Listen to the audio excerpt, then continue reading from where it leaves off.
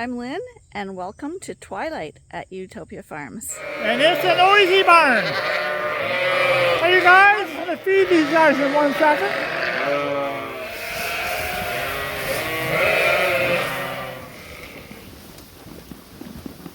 $14, I've fed 300 ewes. Let's get started.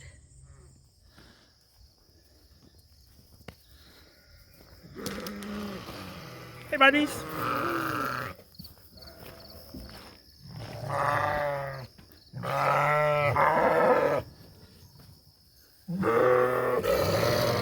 How's it going tonight?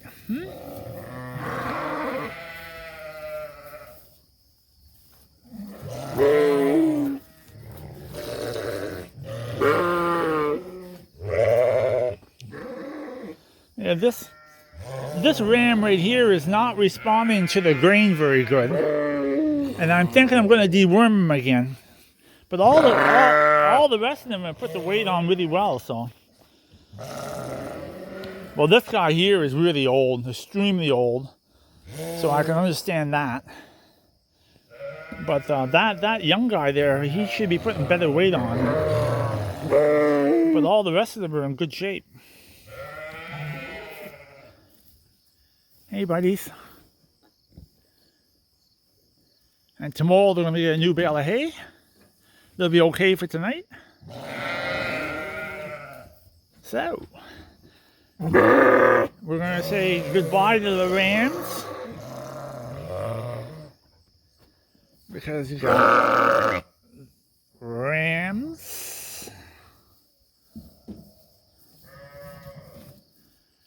Well, I better get feeding. It's getting late. Yeah, it's a beautiful night tonight.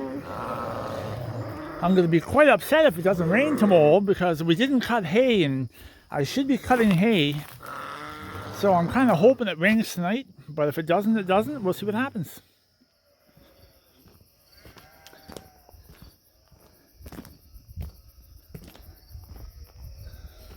Just doing night chores.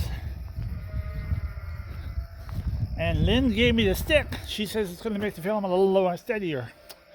Anyways, so I was working on this today. Got all the feeders cut out. All ready to put back together. I'm hoping to start working on that tomorrow. And I had all these rods left over. And Lynn thinks I should make a porcupine. But I'm thinking that pail weighs about 120 pounds. I'm thinking if I built a porcupine, I don't know how I can move it around. I don't know how. I guess the neighbors won't be stealing it because it's too hard to move. But right now, I don't need an extra job. But anyways, I'm just doing chores tonight.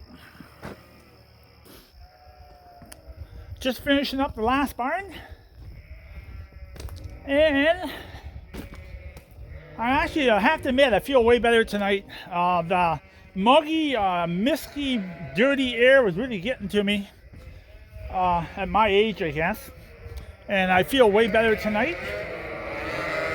But they say bad weather tomorrow, and if I'll show you this, see there, over the horizon there, that's the area where the storms come in, and it's starting to form a little right now.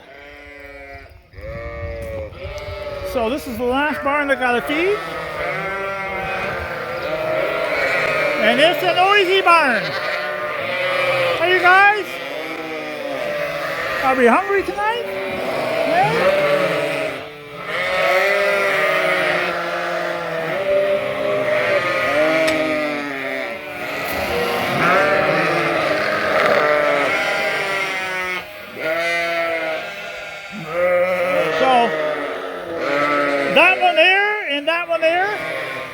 And actually the one behind it, they're all first-time Suffocks. So they look really good, extremely good shape. It's a little hard to talk right now, but I'm going to feed these guys in 1 second. And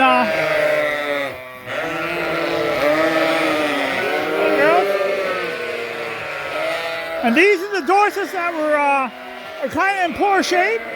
They've really bounced back really good, so I'm really happy with that. And I'm going to start feeding here, and I'll talk to you in a second.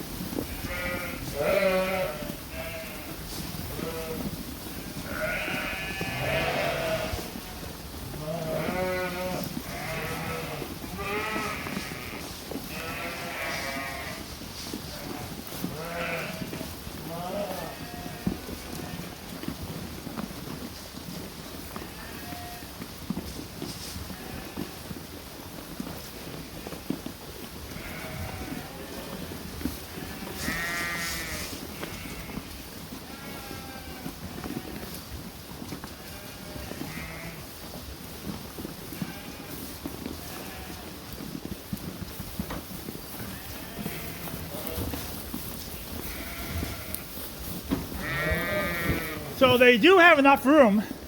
They just have to go around the back of the pen, but they just got to figure that out.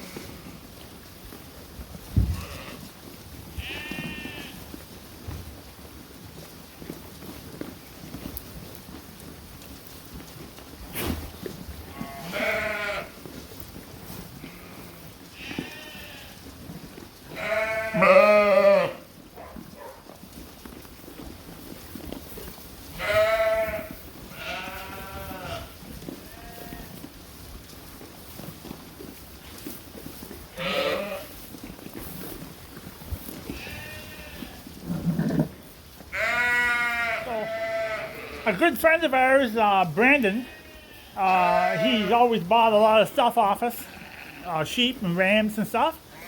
And I think he had a video up this morning or the other day, and he said he fed, I think, 250 sheep, I think, or something like that. He says in 15 minutes. I just fed 300 in 14 minutes. I always love a little competition. 14 minutes, I fed 300 ewes. So I'm thinking I'm going to throw some of this coarse hay out in a few minutes here. And I'm going to give them a new bale because I want to get these white sheep flushing and in good shape. And I got lots of feed, so I'm going to pump the feed to them. And that's one thing nice about a TMR. If you have a TMR mixer, that coarseness will be ground right up with the rest of it, and they'll probably eat the whole thing. The way we do it, they pick out all the very good stuff, all the fines, and then when you get to the coarse stuff, they get a little bit moody. And yeah, you look at them and say, well, I can probably do better, we're going to throw it out. But that is the nice thing about a TMR mixer. It actually grinds everything up where it'll eat everything. Probably, if you're looking for pounds of feed that you're feeding, TMR is probably a better way to do it because you're going to feed everything. I mean, that coarse stuff doesn't hold a lot of value, so we're going to throw it out. It was in a TMR mixer. They probably eat it, would do pretty well on it, mixed up with everything else.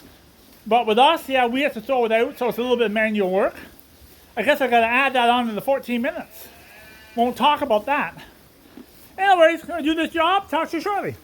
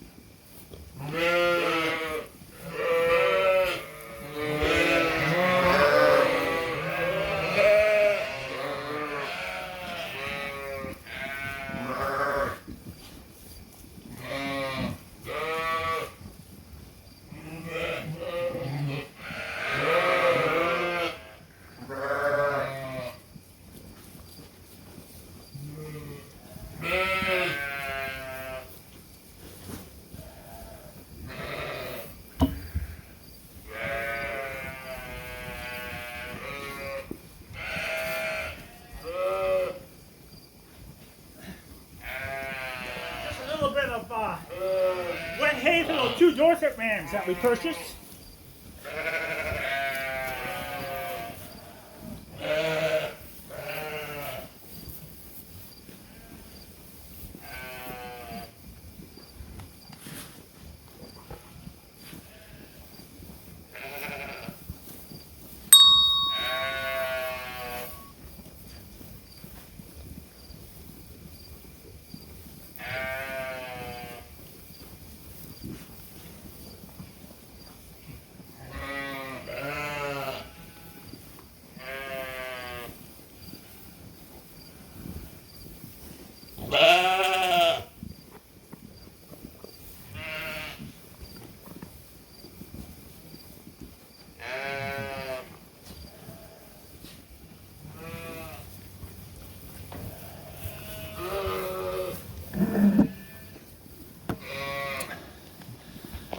So you're probably asking why I didn't push the bale all the way to the very end. Most of these sheep are not going to eat wet bales. They've been getting lots of grazing. And if I push it out, after a day or two, if they haven't ate it, they're going to leave it. So they can take their turns coming up here tonight, eating away. And you will find that the sheep that have to put weight on will be the first ones to eat, and the heavy ones are not eating. So you can see these are almost all Dorsets up here. First time Dorsets. We're going to have the lamb for the first time, and you really wouldn't want them any fatter. I mean, they're putting the pounds on, and I don't want them any heavier. So when we separate the Dorsets from the Suffolks and put them in a breeding group, I'll probably feed the Suffolks a little harder than the Dorsets. The Dorsets will just kind of coast through, and I'm guessing the Suffolks, well, you just can't give them enough. I mean, there's a second one's a Dorset, but if you look down the feeder, hard to press is another Dorset. They're all Suffolks. So, yeah, and this group here has really responded well with the feed. Come right back. Pretty happy with that. They still have a long ways to go yet, but I'll get that solved. So that's all I can do here tonight, and you guys will be having a ram real shortly. And you'll say to me, why would I do that, Ernie? It's just a lot of abuse and a lot of work. But we really got a bunch of nice ewes this year. Really liking the Dorset ewes a lot. They've came a long way since we started on Dorsets. So the first week in August right now, and yeah, you can actually definitely feel the nights are different now. It always turns around in August. You feel that creepy fall coming in. But I'll tell you what I think is going to happen when I was a child. That's quite a while ago. The first week in September, when you have that full moon, when I was younger, there was always a high risk of having a frost that first week in September. We don't seem to have it anymore with maybe global warming, if you believe in that or don't believe in that. But when I was young, quite common, the first week in September, you'd have a killing frost. And how you can tell, if you go to the cornfields and you go to the low valleys where the corn is, you'll see the tops of the corn is all brown, and that's a sign of I had a little light frost. And the full moon, 1st September, you used to get it. But lately, we haven't been getting it. And that will basically determine, the frost would basically determine an early winter or a late winter. So, I used a stick tonight on the video, and I gotta tell Lynn, was it any better or not? Because the stick is a real irritant. I don't like it at all. But we'll see how the Dorsets here like their hay. Oh, you buddies are eating that right up, aren't you?